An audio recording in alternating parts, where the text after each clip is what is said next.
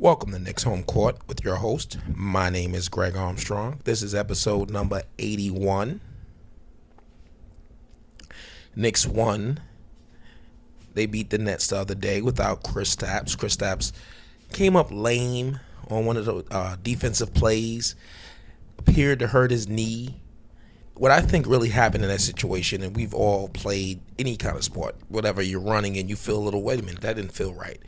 And, I like that Kristaps is very mindful of his legs and his lower region, because big guys, that's where they have the most problems. And the fact that he came up lame and he was like, you know what, let me take myself out this game.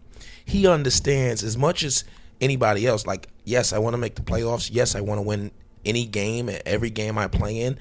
But for the longevity for my career and this franchise,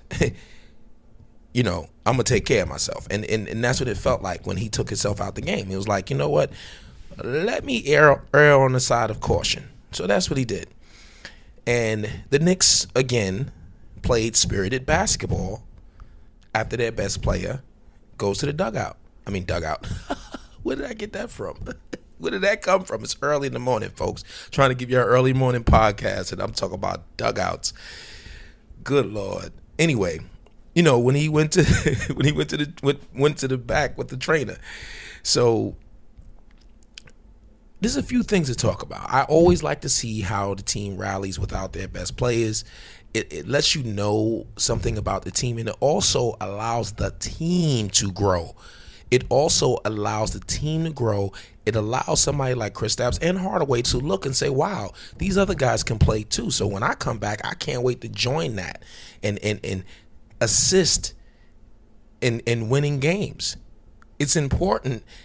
Even throughout history, all the great players, when they get hurt and they see the other players balling out when they're gone, it makes the team stronger. It gives them more confidence in the guys when they come back. So I really like the way they played, and they played spirited. I tell you, this team plays a lot of spirited basketball. There's a lot of togetherness. This team is about will, hard work, and team basketball. And as long as they stay in that area, this team should make the playoffs. They might be a 500 team, maybe slightly better, slightly worse. But basically, if they continue to, because again, like I always look for with this team, is what is sustainable. Defense is sustainable, but so is effort. Effort is sustainable, and playing as a team is sustainable.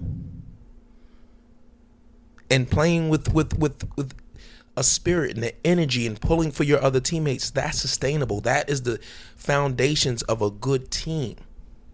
That's the foundations of any good team in any sport, is playing for your teammates. And once you got that, it's just a matter of getting better and growing together. Now, not every player that's on the Knicks are going to remain on the Knicks, but still, putting Frank in a winning situation, having him play minutes in the fourth quarter in a winning situation, in a situation where you're trying to win and not tank, is so much better for his career going forward. His confidence. If he's scoring in crunch time, eventually that's going to carry over to beginnings of the games where he's just going to be aggressive. It's all about building confidence with him, and you can see it coming. Even though he missed some shots the other night, but he's taking them, and that's what you want. You want an aggressive Frank Ntilikina and a Ntilikina. I said Ntilikina. It's early in the morning. Let me see. Is my coffee ready? But you need an aggressive Frank Ntilikina. And it was a pleasure to see. I wanted to see this, and I called for this in the beginning of the year, but Ron Baker got hurt. Ron Baker's gritty defense, and I'm glad they got him at the shooting guard. He's a shooting guard. He's not a one. He's a one in a pinch. He can bring the ball up. He can initiate the offense, but he's not a point guard. And I felt that he was being really, really miscast, and that was going to mess him up, and he would not be in the league as a two guard. Now he becomes a better player, where he doesn't have to handle the ball as much, and he's still a secondary playmaker, which a two guard can be. It's perfect.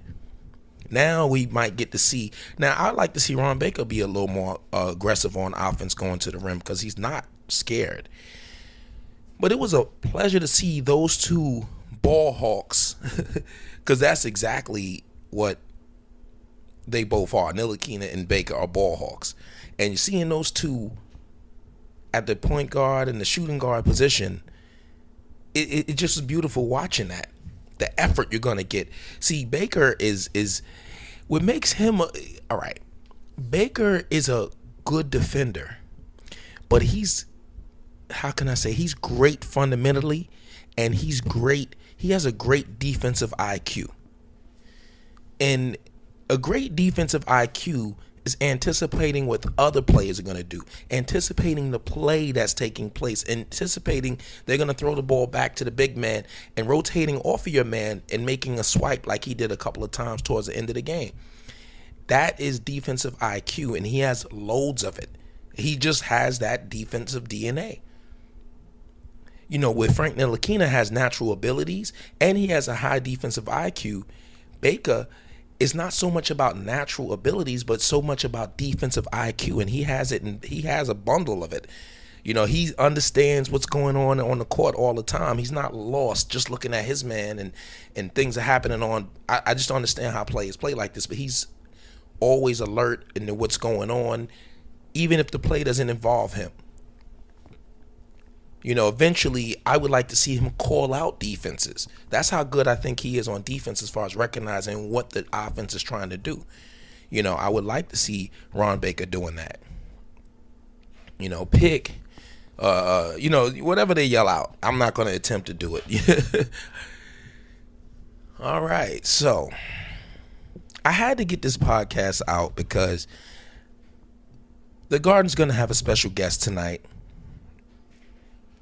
That one special guest being Carmelo Anthony. And people are wondering, should they boo or should they cheer? First of all, booing it's just like, it's just really whack, really. Booing, you know, I just always thought that, especially when players return, booing them, I just always felt like, I just want my team to win. I don't have to boo Melo. Melo gave his prime to New York. He had some really good seasons, did some good memories. He's not perfect. He never was. But we knew what we were getting when we got Carmelo Anthony. We were getting an elite scorer that literally is a one-on-one player. We knew that. And only 1 year they built around him properly. They put shooters around him, and they had a two-point guard offense to keep the ball moving. And after that, they just never did that again. And that's a sign of bad management. How you take a team that won 54 games, which they did with Melo, with a bunch of veterans and three-point shooters put around Melo so Melo could do his thing, and then the very next year you change that all up and only win 37. And then you just scrapped it all together. That's what happened. I mean, the formula was, you won 54 games. Like most smart organizations, and I got to say at that time, Knicks was a dumb organization. I think they're getting better. Scott Perry seems good. But how are you going to take a team has 54 wins, second round team, right? Playing ball, surrounding Melo the way you're supposed to. You take that and you say the next year, we're not going to do that. We're going to go after Bargnani because we need to stretch big. That was the dumbest fucking shit ever. It didn't help that Amari, it's so funny how they celebrate Amari. Amari was garbage here. He had literally a half a season. If anything you want to remember Amari for, his best moment in a Knick uniform was before he had a Knick uniform, is when he said the Knicks are back. That shit sent chills down my spine. I was like, the Knicks are back. I was like, oh yes, we gonna blow up. But he really played half a season at that elite Amari Stoudemire level. And after that, it was injuries, getting hurt in the playoffs, punching shit, hurting his back, trying to do a reverse, some kind of crazy dunk. A lot of stupid shit, really. And it's so funny is Amari never took the shots. He's the one who got a 5-year, $100 million contract and played literally at elite level. He played a half a season. Then they got Melo. Melo balled out for most of the time he was here. But Amari gets more love than Melo. And it's hilarious to me when you want to give love to the guy who didn't play and hate the guy who dealt with all the bullshit. It was not Melo's fault that they decided to go a different way after winning 54 games. I mean, really, why would you change that? Why would you change what's working? I didn't understand it. We were shooting threes. We were actually the Knicks were a modern team. They were shooting plenty of threes. And they had Melo inside, outside game cooking. Couldn't stop us. Blowing teams out. 54 games. That was very good. You know, in the Knicks' heyday, when they had Ewing, they won 57 games. I think that was the most they won with Ewing. 54 games. Knicks were legitimately a title contender that year and would have continued on that path had they just kept the same formula. There's always veterans available that you can sign. There's always players like that, but you keep that system available. Everybody was happy. Melo was getting to play in the post, getting as much shots as he wants, and at the same time, he can kick it out to shooters for threes if they try to double team it. It was really a good system. But they decided to scrap it and go a different way, because that's what bad organizations do. This is working, but you know what? I think we can do it another way and make it work. Think about this. You win 54 games. What changes are you going to make that's going to, you think you're going to get 5 more wins by changing everything you're doing and win 59 games or win 6 more games and win 60 games by changing up something that's working? I mean, what was the philosophy behind that? What was and I heard that Dolan is actually the one who wanted them to make that trade for Bargnani. I don't really know. I think he still was having his hands in what the Knicks were doing at that time. And it was a lack of respect. And a lot of people don't like the coach, but it was a lack of respect for Mike Woodson. He made the best of his situation, won 54 games. And people were saying ISO, Melo, ISO. Yes, he was ISO and Melo because you know what? We had shooters around him. When you have an unstoppable force on offense, you surround them with shooters for the double team. And that's exactly what we did. It was a fun season. And that was it. That's basically going to be his legacy here. Now, it's crazy because Melo's no doubt first ballot Hall of Famer. Who does he go in with? Denver, who he's went to the playoffs 9 times with? Or does he go in as a Knick, who he been to the playoffs, I think, 2 times? I mean, when he first came here, they went to the playoffs maybe 3 times. I'm not really sure. Don't matter because the other 2, only one mattered when they won 54 games. So is he going to go in the Hall of Fame as a Knick? If he does, it's probably because of marketing. It's probably because it's just better for his brand to go in as a New York Knick than a Denver Nugget. But the truth is, his greatest success came with the Denver Nuggets, a team that built around him properly. Now, they didn't go far because the Western Conference is stacked. And it's just fucked up. It's a tragedy when you think of Melo's career as talented and unstoppable as he was throughout his career to where he is now, where, trust me, I think his demise is greatly overstated. Now, I might come back on the podcast later on tonight or tomorrow and be like, oh, Melo's garbage. He can't play anymore. But I think it's early in the season. And again, a lot of these older players, their bodies are like locomotives. They got to get going. And we'll see. But as far as booing Melo, I wouldn't boo him. If I was there, I wouldn't. I don't even know if I would cheer him, to be honest with you, because I don't do those things. It's just basketball. You know what I'm saying? I'm gonna cheer my team. When they announce him, I probably would clap for him. I appreciate what he's done, but I don't know. But I definitely wouldn't boo him. That's definitely, it's just ridiculous. Why would you do that when you wanted him to be traded and he finally said, okay, I'll be traded. And that trade got us somebody who we love and it's cancer. And Doug McDermott. Shit. And if we getting a pick that's almost like a first round pick, we should cheer him, actually, when he comes. Thanks, Melo. Thanks for the times when you was here, and thanks for bringing us back a decent package outside of Ryan Anderson. Remember, he had to open up his trade demands. It was only Houston he wanted to go to, and then he opened it up to Oklahoma City. Come on. I think we should cheer him.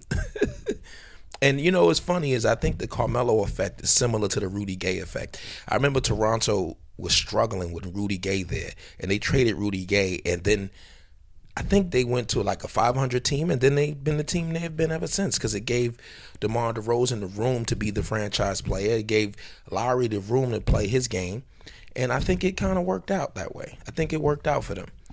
They haven't won a championship, but that's another thing too. That's not the end-all be-all. All you want to do is build a team that has a chance to win a championship. Because winning a championship is not guaranteed for anyone. It really isn't. I mean, it really isn't guaranteed. The process or whatever you want to call it. Again, I always point out, one of the best teams in history, Golden State Warriors, won 73 games and still lost in the finals. That's how hard it is to win a championship.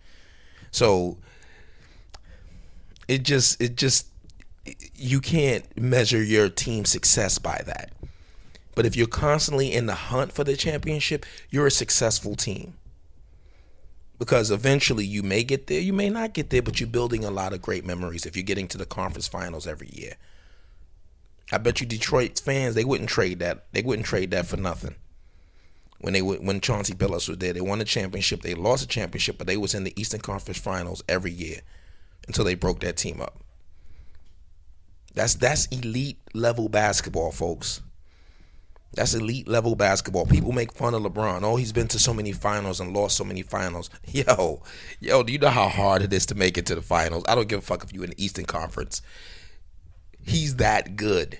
That's why he gets there. Yeah, I know the Eastern Conference is garbage in the playoffs and this and that, but still, you still got to applaud him for getting there. You know, I mean, shit. Yeah, I don't understand. I've been watching basketball for a long time. I've seen some great teams never win in the finals, never even get to the finals. One team was a great team, was the Portland Trail Blazers when they had Clyde Drexler, Jerome Kersey, Terry Porter, they even had Kevin Duckworth. They had Cliff Robinson off the bench. This was a really, really good team that made it to the finals once and never won. And they was always at the top of the Western Conference. And they never won. Utah Jazz, when they had Karl Malone and John Stockton, and then they added Jeff Hornacek, never won a championship. Really, really good team. You know, so let me tell you, there was teams full of Hall of Famers that didn't win the finals. The Phoenix Suns, when they had Barkley and Kevin Johnson. And Barkley was balling out at that time. Actually, if you look at that finals, Barkley, I think, averaged 40 points. He was going off. And they couldn't beat Chicago. So there's no guarantee you're going to ever win a championship. You just build a good team. And honestly, I found that teams that win a championship, it's the weirdest thing in basketball. The best player in basketball, his team usually wins the championship at least once. Like, that's why LeBron has won. That's why KD has won. That's why Steph Curry has won. They have been at different given times the best player in the NBA. And when I look at Kristaps Porzingis, this is why I critique him sometimes, because I think that he has the potential to be the best player in the NBA. Yes, I said it. Because he's 22 and he's balling out. He's 22. And the Knicks are dedicated to building around him. For all that talk about the Greek Freak, where's Milwaukee? I think they got the same record as us or below us now. They've been losing. This shit ain't easy. And the Bucks been up and down. They've been making the playoffs, losing the playoffs, making the playoffs, missing the playoffs. They doing all this talk about the Greek Freak, but that team keeps losing. And I can tell you, all you got to do with Milwaukee is defend them in the fast break. Half court, they are garbage because they have no shooters. They have a bunch of big guys that want to get to the rim and no shooters. Anyway, I digress on that. So, Melo's coming back. I hope we can get a win. Hey, I hope he goes for 40 and we win the game. Exhilarating game. You know what I'm saying? I hope he has a great game. He doesn't go nut. You know, they play together as a team and we pull out a win. I don't care. I always would say it like that. A player that I appreciated. Yes, I hope he has a really good game, and I hope we win the game by Kristaps or whoever. And I think Kristaps, he might even play in this game. They say he's questionable, but I think he's going to play because I think that I think he's not really hurt. I think he was just like, oh, I think something's wrong, and then they found out nothing's really wrong, and I think he's going to play tonight. But if he doesn't, that's fine. He can sit. And if he plays, he needs to be 100%. Don't play if you feeling funny, anything like that. But I think he's fine. Anyway, this brings us to the end of this Knicks home court. I'm your host. My name is Greg Armstrong. This is episode number 81. And I'll speak to y'all later. Peace.